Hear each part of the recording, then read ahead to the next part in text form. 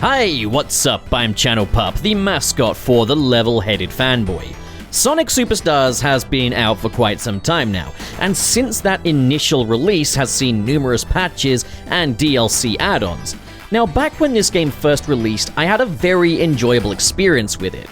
There were definitely some weaker aspects to the game, however, I appreciated that they weren't just being complacent with the established classic Sonic formula, and were at least experimenting a little even if the game didn't outright succeed at every new thing it tried.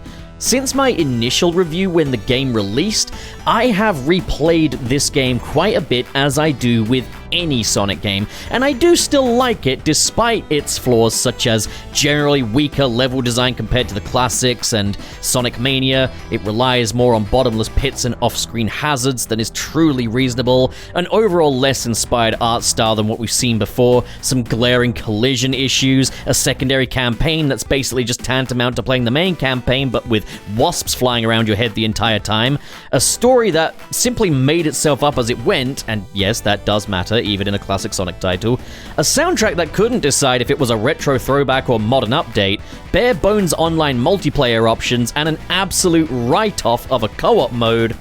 But I was generally willing to look past this, yes, all this, as I did still enjoy my time with the single-player campaign, and it gave me something I'd been asking for a while. A brand new Sonic game that doesn't just feel like a glorified cover album. Even though now I'd say these new levels still feel very derivative. But there is one aspect of this game that really intrudes on even my enjoyment of the single-player campaign, which I don't think I can allow any more benefit of the doubt than has already been afforded. I'm familiar enough with the game as to not fall into some of the level design pitfalls that were otherwise a little sloppy, but there's one major roadblock that gets in the way of my enjoyment of the one aspect of the game that I do feel as positively as I do about. One that generally has me avoiding otherwise pretty solid levels. Can you guess what it is? Okay, I guess I gave the game away a little too soon with that one. Now, to some, this may be stating the obvious, but my goal in this video is to really analyze what's actually wrong with the boss fights in Sonic Superstars, the impact it has on the player, explain why it matters, and offer some ways to actually fix it. But first, a message from our sponsor. Yo, Mr. Flicks, can I watch this movie? Oh, jeez, I'm sorry, bro, but you were born in the UK, so you can't watch that. Hey, buddy, I won't ask you again. Let him watch his movie. Oh, well, I guess I've got no choice, if you say so. Ladies and gentlemen, that right there is the greatest bodyguard an internet surfer could ever ask for. That is the Surfshark. Trying to just enjoy those little guilty pleasures of yours in peace, but then, spies! Well, I don't have to worry about that anymore. Remember that time years ago when I got hacked by crypto scammers? Well, that's a lot less likely now, because the Surfshark's gonna eat them. That's how that works. Now, the way it actually works is it's a VPN service. Simply choose the destination you'd like to browse from, and then you're no longer Mr. Important from Iowa, you're just any guy in Brazil. And that's all anybody needs to know. Try out Surfshark One, an all-in-one suite of total online protection. They got all those preventatives such as the VPN, but on top of that they got real-time antivirus, security alerts, and more. And it's pretty freaking sweet if you ask me. Don't just be protected, be impenetrable. But Surfshark and I have cooked up something extra special just for you, dear viewer. With my special bespoke discount code PUP, that's spelled P-U-P, you can get 3 extra months completely free. There is no risk in trying Surfshark. They even offer a 30-day money-back guarantee. So what are you waiting for? Hit the link in the description below and claim those extra free 3 months. Yeah, okay, so first glance, looking at these boss fights initially, they look like Sonic boss fights. Robotnik enters a contraption with some new attack patterns for the player to familiarize themselves with, and the player just bonks Robotnik on the head until he dies. However, Superstar's boss fights feel different to what's come before, and not for the better. Sonic Superstars' boss fights are generally turn-based. You wait for the boss to complete its attack pattern before it's even reachable. Then once it gives you an opening, it's your time to strike. However, chances to actually inflict damage are a lot more staggered than before, as Robotnik has been granted invincibility frames. so even when he's open to attack, you might just bounce off of him like a little bitch. Typically, Robotnik's attack pattern will repeat after you land one hit, but you may just get a slight window during his recharge time, depending on whether or not the boss has been designed to allow for that. So no, it isn't skill-based, it depends entirely on if that opening presents itself, which it does for some boss fights and not others. So how does that differ from previous classic Sonic boss fights? Well, in most classic Sonic boss fights, Robotnik is typically always vulnerable unless the contraption he's piloting makes a point of defending itself or staying out of harm's way. However, this isn't the norm. You can typically brute force your way through Robotnik's attacks if you're skilled enough or just a jackass who isn't bothered about losing rings along the way. There's no cooldown time between hits, allowing you to get in as many hits as you please when the opportunity presents itself. Now, I think what happened here is that Sega or Arzest or whoever looked at the boss fights of the classic Sonic games and thought, well, Sonic can just spam hits on these guys and make quick work of them, so let's make the bosses into more of an event, by making them a bit more dangerous and last a bit longer. The problem is, the experience of replaying a Sonic title typically revolves around speedrunning. Through familiarity, the player discovers new routes and maneuvers that will allow them to speed through the stage, giving them the sensation of power. And that, to me, is what always sets Sonic apart from his platforming contemporaries. He feels fundamentally powerful. I don't have to rely on power-ups or circumstances to attain a sense of power. As Sonic, it's all afforded to me in the fundamental gameplay, so long as I play skillfully and invest the time into learning the levels and how to best utilize Sonic's innate power. With the classics, the same carries over to the boss fights. Yeah, I can dispose of these in seconds now, but that's only because I learned their attack patterns and how to best them. My reward for that is getting to be this tiny hedgehog making giant metal enemies into my bitch. It's a power fantasy, and the bosses are congruent with the goals of the player. Set your pace and go. With Sonic Superstars, most of the game understands this. The level design, despite being sloppier than in the past, does still ultimately feed into the investment reward of speed and power. But this grinds to a halt as soon as you reach the bosses, as your opportunities to attack are a lot more rigid now, with brute force no longer being an option. Then made worse by the cooldown between hits, meaning you never really feel like you're triumphing over these enemies. Because I'm jumping into Robotnik here, I'm doing the right thing, but the hits are not registering, and there's no in-universe reason for this that would provide me with even a smidge of feedback. If a shield went up in front of Robotnik suggesting that hitting him here would be useless, that would at least provide me with something. However, we'd still land on one major problem. The bosses are divorced from the philosophy of the rest of the game. I, as the player, do not set the pace of these fights the way I do the stages or the way I did in classic boss fights. I'm instead waiting for openings and then waiting for the cooldown to end. I'm waiting. You see the problem here. It's about waiting. It's a Sonic game. And it's about waiting. It's impossible to make quick work of these guys and feel all-powerful in the process. This sass-talking hedgehog has to fight these bosses on the terms they set with no rewards for exploitation or crafty play. If Sega believed they were addressing a problem by making it so we could no longer spam attack these boss fights, then they absolutely shouldn't have. They weren't cooking. Removing the option to spam attack enemies in a Sonic game misses the point of a Sonic game. It's a Sonic game. I want to make quick work of all of it. If the developers wanted to make it harder to spam attack enemies, then that's a perfectly good call, that's solid, but to make it impossible outright, again, just misses the point. It'd be like the equivalent of making it so that Sonic can only run fast when the game calls for it, which is something that has happened and has been critically panned every single time. When it comes to Sonic, forced regulation of the player's pace is an absolute no-no. Even emerging from the classics, the best boss fights in the franchise are the ones that allow us to simply wail on the enemy without abandon if we choose. A great example of this is the Egg Beetle from Sonic Unleashed and all of the subsequent day-stage boss fights. This boss fight is constantly vulnerable all through its attack patterns to the extent that once you really ace these bosses, you're effectively just chucking them across the stage repeatedly as they barely get a chance to get up. The bosses in Sonic Rush Adventure were such an improvement on the ones in the first Sonic Rush because they ditched the turns-based formula in favor of just letting us absolutely trash these robots. The frigate boss fights in Sonic Colors are a ton of fun because once you reach the boss, you can just smack the shit out of it. And need I even mention the Titan fights in Sonic Frontiers? No turns-based nonsense here, no invincibility frames. Even though that game has a completely different approach to combat, you're constantly given access to the Titans, and the feeling of power comes from just wailing on these guys non-stop. But I mean, heck, even in more turns-based fights, like the Egg Dragoon in Sonic Unleashed, when you're not smacking the shit out of the Egg Dragoon, you're tearing through hordes of robots, and it feels good. You've got that constant feedback. But why else might they have done this then? Well, the game introduces the new Chaos Emerald power-ups, which can be used to expedite boss fights. Somewhat. You've got powers here that can help you to reach the enemy if it's out of reach or land in an extra hit or two. There were occasions during these bosses where I did feel a little smarter for having used these power-ups, which was an overall positive thing. But here's the problem with this. Power-up mentality. That's the problem. You don't incentivize power-up use by depowering the player.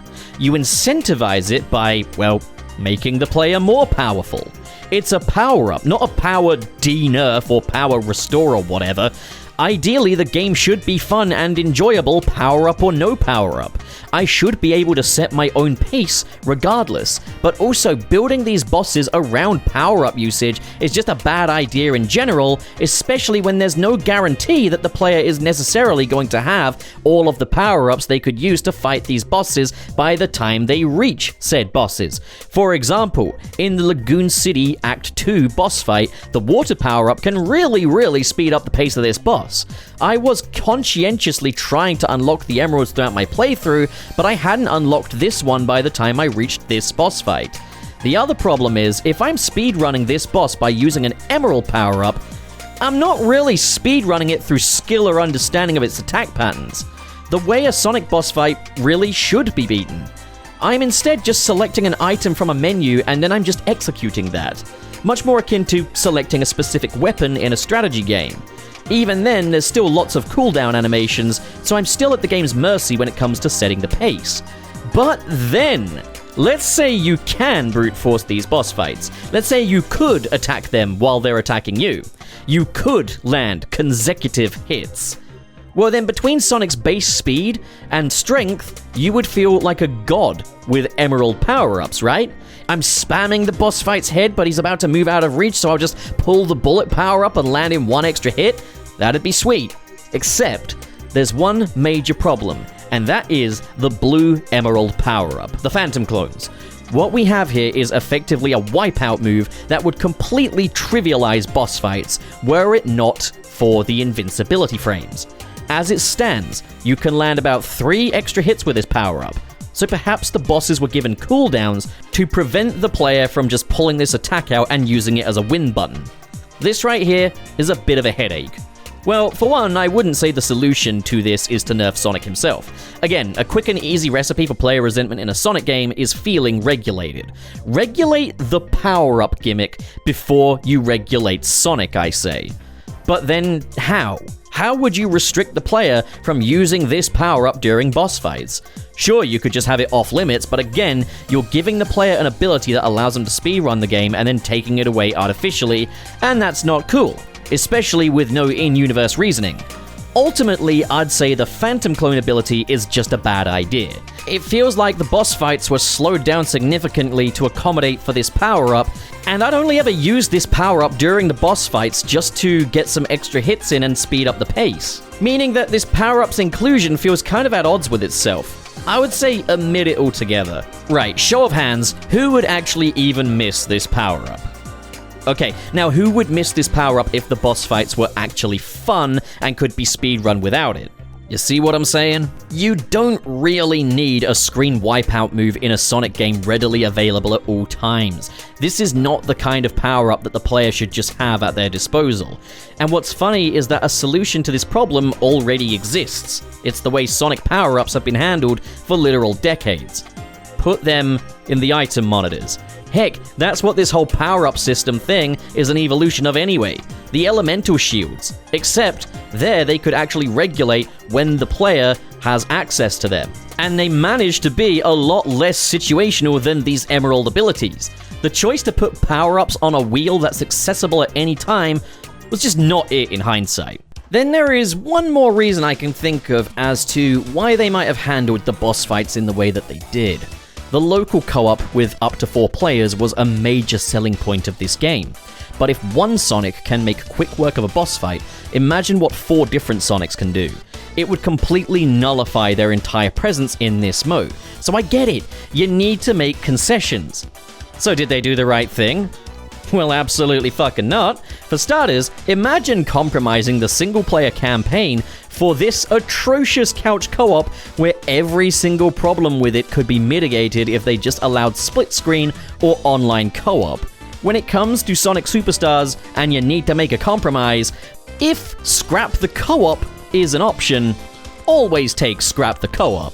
Secondly, surely you could just multiply the boss fight's hit points by however many players are on screen. You could maybe even have the mechs in a different color to communicate to the player that this is going to be a slightly amped up version of the fight, incentivizing all the players pull their weight. So okay, there we have it. The problems with the Sonic Superstars boss fights have been well and truly analyzed, right?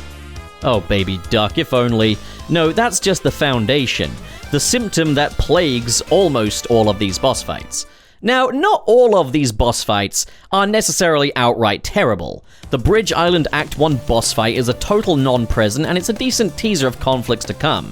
I wish the other Act 1 boss fights were a bit more like this one. But then, the Bridge Island Act 2 boss fight isn't awful either. It's bogged by the sluggish overall pacing, but Robotnik's mech does at least visibly protect itself, allowing some sense to the more staggered vulnerability periods. It sets a decent enough tone that these guys won't be so easily beaten, but it does feel quite good to leap over his block and hit him anyway. The Pinball Carnival Act 1 boss fight is genuinely the best one in the game, despite being, by quite a margin, the most bare bones. This is the only one of these fights that actually allows the player to set their own pace because the attack window is determined entirely by the player flipping over these turntables, meaning that you actually can speedrun this boss fight. In any other Sonic game, this would be pretty mediocre, but in Sonic Superstars, it's arguably the best of the bunch. Pinball Carnival Act 2's boss is overall solid. Again, the pacing isn't great with the excessive invincibility frames on Robotnik, but it does at least incorporate elements of the stage that preceded it in inventive ways. Take out the invincibility frame problem and you've actually got a really good fight here. The Frozen Factory Act 2 boss fight is pretty good. It's just a space shooter. Yeah, I'd rather Sonic hop into a little spaceship and Ikaruga my way through these bosses than play most of the Sonic Superstars boss fights. Those are the boss fights that I liked. 5 out of 20 boss fights in the game. Out of all of those bosses in this game, I enjoyed a quarter of them. And even then, they're either flawed or I just don't think they're anything to write home about. But now, let's talk about the ones that really stink. Speed Jungle Act 2's boss fight. You don't even get to attack this boss. It works its way through most of its attack patterns until it decides to do this grapple hook attack, and you have to make it aim for itself. And it goes through more attack phases until spewing out some rockets, and you hit the blue one back at it, and there you go. Now, I don't hate Sonic boss fights where you make the boss attack itself. The first phase of Doomsday Zone does just that, and it's great. However, Doomsday Zone is also very well paced. The homing missiles are the Doomsday Zone boss's only method of attack in that first phase, so you're not just waiting through dozens of attack patterns to get a chance to make the enemy hit itself. The pacing of Speed Jungle Act 2's boss fight is absolutely atrocious. Sand Sanctuary's boss fight spends the majority of its time in the background of the stage, where you cannot possibly attack it. It then sends some badniks your way and you bounce them back at him. But the way to tell which badnik to bounce back is by paying attention to the background and identifying which badnik is approaching the fastest. You also get a second opportunity when he decides to burrow beneath some of the platforms of the stage. Okay, so, on paper, that actually sounds okay. But the problem is, it's incredibly slow-paced. This fight isn't even challenging if you just pay the slightest bit of attention to the background, but you'll spend most of this fight sitting in one spot waiting for Robotnik to finally attack. Press Factory Act 1's boss. Well, Imagine the Egg Crusher from Sonic 1, except you can't attack it, and can only attack when a monkey comes out. Then imagine the crushing pistons take way longer to actually attack because they have excessive wind-up animations. It's so sluggish. Cyberstation's boss fight would overall be okay were it not for this one specific quirk during the section where the Protobot jumps into his Egg-O-Matic machine. It's hard to really gauge the attack window of this guy during this phase, as when he's not out of reach, he's usually electrified. However, there is a little window of opportunity when he's doing his wind-up animation to the left of the screen. Now, this is obviously risky given that you're headed towards Robotnik's laser, however, there's no reason as to why you shouldn't be able to just run away after, right? Play chicken. Well, typically when you hit a boss, you rebound. You bounce right off of it. But for some reason, if you try to hit it in this instance, and this instance alone, the rebound is drastically reduced, sending you into one of this game's many bottomless pits. Now that's just foul play. The game's final bosses are also an abysmal showing. You've got the Egg Fortress mech and the Fang Mark II for Trip Story. The Egg Fortress mech is just a slog. It's generally fair, however, most of my deaths came from just trying to beat the thing quickly. It's not that I'm being irresponsible here, I'm just bored. This fight can last around 10 minutes, and that's if you fight it like, well. The real danger comes from the falling platforms leading to Bottomless Pit 865. Seriously, did Dimps design this? But the attack patterns are so sluggish. Once again, for the first phase, your only method of attacking this boss are to use his missiles against him. And that's just one of his many attack phases, the rest of which you can only avoid. Then in the second phase, you can only bonk him on the head by risking falling into the bottomless pit, as you have to run into the falling platforms behind you, which is honestly kinda cool, but it's a practice discouraged by the Cyberstation boss fight, further exacerbating that was literally just foul play. Then for the Fang Mark II boss fight, well, what you have here would actually be a pretty well-designed fight. He's got lots of different attack patterns, and with that a good chunk of attack windows. There's still unfortunately a lot of downtime between attacks, but the real problem with this fight is its fetish for instant kill attacks that aren't at all communicated as instant kill attacks. During the first phase, Fang sends these lasers at you, and there's absolutely no reason to believe that these would be instant kill attacks, but they kinda just are. Oh, you collected some rings ahead of time? Oh, you poor sweet summer child.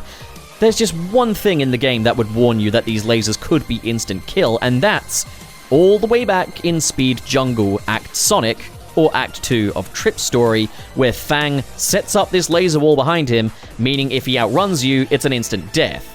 And the lasers in this boss look the same as that, more or less.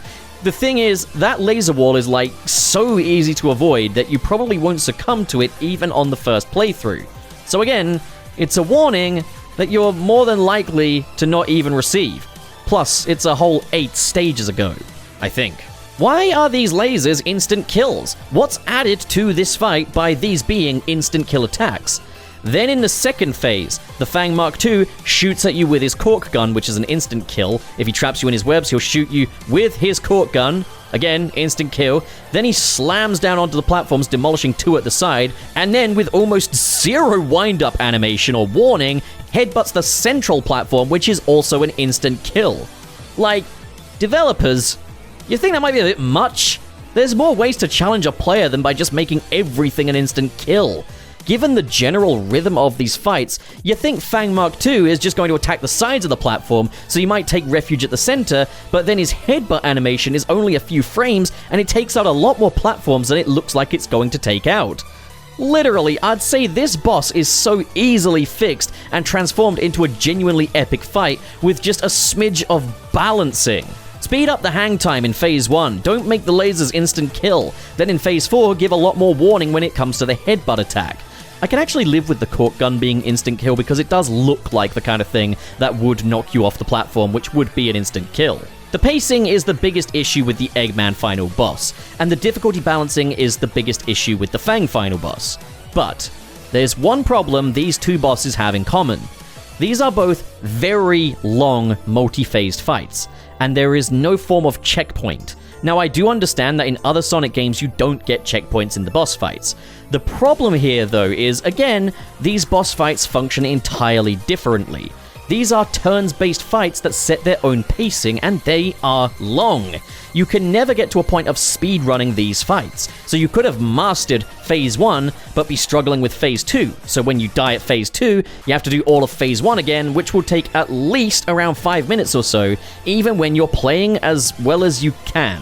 Look at the Death Egg robot fight in Sonic 2. Yes, it's a multi-phased fight, with Phase 1 facing you off against Mecha Sonic Mark 1, but once you've got Mecha Sonic down, he can be beaten in literal seconds, so it doesn't matter so much if you have to fight him before going up against the Death Egg robot again. Same even goes for the end boss fight in Sonic Frontiers Final Horizon. Yes, if you die facing the end, you have to fight Supreme again, but the Supreme boss fight can be disposed of really quickly, so it doesn't matter. With the Sonic Superstars method, I'm not getting better through trial and error. I'm just forced to sit through this again and again, and it sucks. It's not a good gameplay experience. If becoming good at these boss fights means I have to sit through the same crap I've already mastered over and over again, and it's chipping away minutes of my time, I'm not going to want to get good at it. I am just going to want to go outside. But there is one boss fight that I consider to be the worst of the worst. Worse than both of these. Not as difficult, mind you,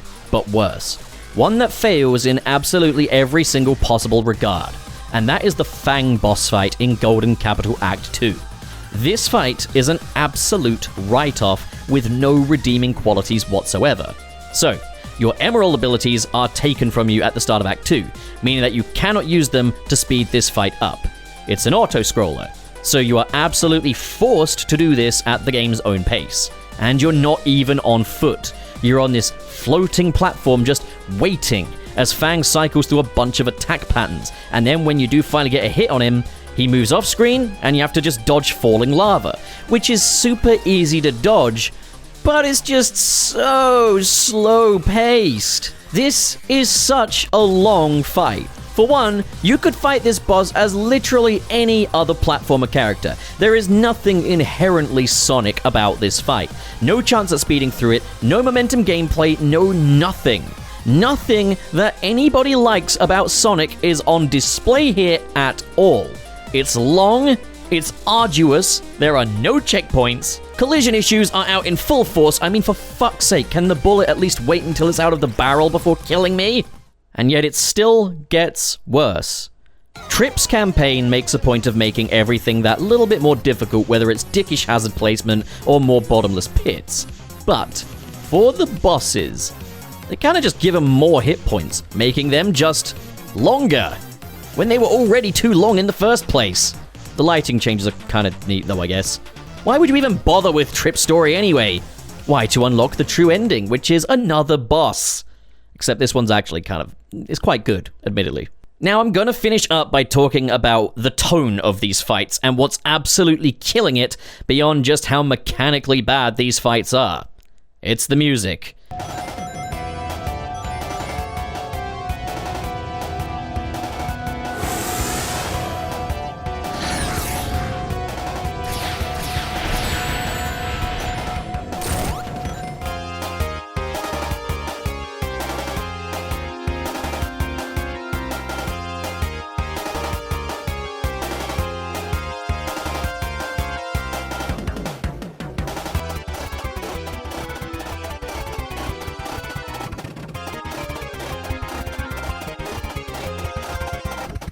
And I know that some will say, well, the gameplay is the most important part. To which I say, well, what have I just spent the video up until this part talking about? But music is important to a game. It is not just cosmetic. It services the atmosphere and tone. You can have a generally just okay boss fight elevated by its music. Heck, I really enjoy the Sonic Frontiers Titan fights, but I won't deny the music is doing some of the heavy lifting there. The music for these boss fights is probably some of the worst music they could have possibly used to accompany these fights. So as it stands, Sonic Superstars soundtrack does have a serious identity problem, as it cannot decide whether or not it wants to imitate the chiptunes of Sega Mega Drive hardware, a la Sonic 1, 2, and 3, or give us more of the new Jack Pop music akin to Sonic CD or Sonic Mania. It admittedly didn't help matters that the imitation Mega Drive music, for the most part, didn't really accurately replicate that sound, and instead sounded a lot closer to Sonic 4 Episode 2, but the tone dies a painful death when I'm running through this stage set to energetic contemporary synth from the likes of T-Lopes or Rintaro Soma, for example, only for the boss to appear set to Vacuum VST. The atmosphere just feels so cheap and amateur now. It feels even more at odds with the 3D art style than it would if they'd stuck with pixel art. But, I mean, you can still have great compositions with those retro synths. I mean, they do exist. I think a lot of people tend to forget that Sonic 4 Episode 2 had some bangers in its OST, and one of which was the boss theme against Metal Sonic. Another example would be Wing Fortress Act 2. Sorry, Sky Fortress, it's totally different.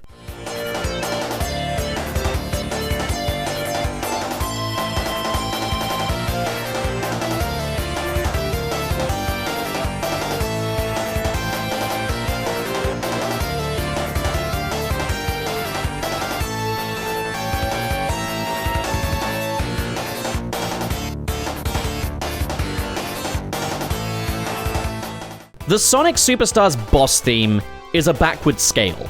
There's no melody, so to speak. It's a backward scale, a breakdown, and in a key change of the same backward scale. A key change lazily representing an increase in the stakes, maybe. And it loops at the 25-second mark, with half of that loop just being the same backward scale in a different key.